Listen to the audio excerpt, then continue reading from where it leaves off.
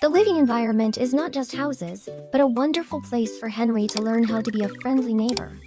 With a pure and curious soul, Henry sometimes does not know the limits in his playful acts. In those moments, Dad Thomas is always present like a sturdy fortress wall, using seriousness to maintain safety boundaries and shared peace, while Mom Mary is like a gentle morning sunbeam, using understanding to illuminate small lessons, helping Henry grasp the value of respect. On the other side of the fence lived a very pretty, fluffy yellow dog. One afternoon, while playing in the yard, Henry saw the dog resting. The boy had the idea of talking to the dog. Henry ran up to the bamboo fence, pressed his face close to the gap, and started barking "woof, woof" loudly to imitate it.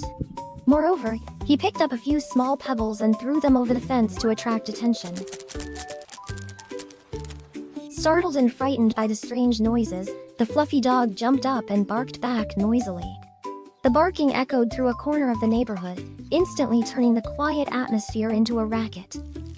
Dad Thomas, who was watering plants nearby, heard the dog barking and hurried over. He did not scold, but simply reached out, gently placed his hand on Henry's raised shoulder, and pulled his son a step back from the fence. His eyebrows furrowed slightly, his eyes showing a serious and calm look. He slightly pressed his lips together, slowly lowering himself to his son's eye level. "Henry, we do not use that way to make friends with animals." Dad Thomas' voice was warm, but contained decisiveness. Throwing pebbles and barking loudly like that has already scared the dog friend.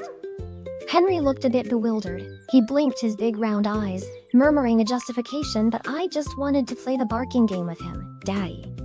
I thought he would like it." Mom Mary, who was arranging flowers inside, stepped out. She sat down on the grass next to them, her eyes crinkling with overflowing love. She stroked Henry's messy hair, speaking in a very soothing whisper. "My good Henry, try to think about it.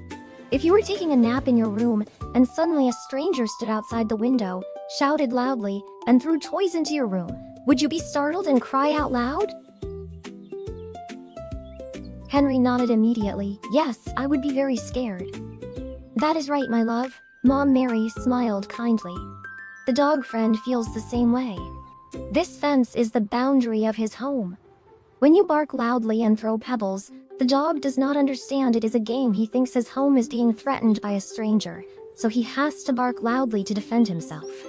We are good neighbors. We do not scare the dog friend, and we do not make noise that affects his owner. If you want to make friends, you just need to stand still and say hello, little dog friend, in a very soft voice. Do you agree?" Henry looked at the dog slowly lying back down, feeling apologetic.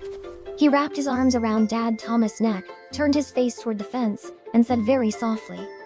Dad Thomas gently rubbed his son's head, his eyes sparkling with pride because his son understood the lesson about respecting boundaries. For his birthday, Henry received a very cute mini karaoke speaker shaped like a green frog, complete with a microphone. He absolutely loved this new toy. One summer noon, when the whole neighborhood was sinking into a peaceful sleep, Henry brought the speaker out to the porch. He turned the volume knob to maximum, took the microphone, and started his own live show with the song Baby Shark echoing through the space. The booming music and amplified childish voice completely shattered the quietness of the street. Dad Thomas, reading a newspaper in the living room, immediately folded it and stepped out onto the porch.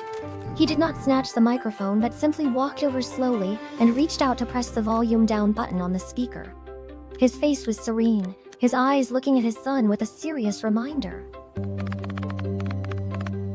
"Henry, listen and see if you can hear any birds singing or traffic around us," Dad Thomas asked, his voice calm, but carrying the weight of teaching. Henry stopped singing, tilted his head to listen, and shook his head. "No, everyone must have gone out, Daddy." "They have not gone out, my boy." Mom Mary gently stepped out from the kitchen, holding a plate of fresh fruit. She sat on the steps, pulling Henry to sit beside her. Her eyes crinkled with deep understanding. She spoke in an incredibly soothing voice. "Everyone is inside their homes enjoying their nap. A nap is like a soft blanket wrapping around the whole neighborhood, helping everyone get healthy to continue working in the afternoon. Mom lightly touched the frog microphone in her son's hand. This speaker is a wonderful friend for you to sing to your heart's content. But if your concert happens when everyone is sleeping, the noise will turn into a dark cloud disturbing the neighbors' dreams. You are a very good little singer, and a good singer always knows how to choose the best stage and time to perform. Tonight, when our whole family finishes dinner and the neighbors are resting drinking tea, you can hold a grand concert, and I will be your very first audience member.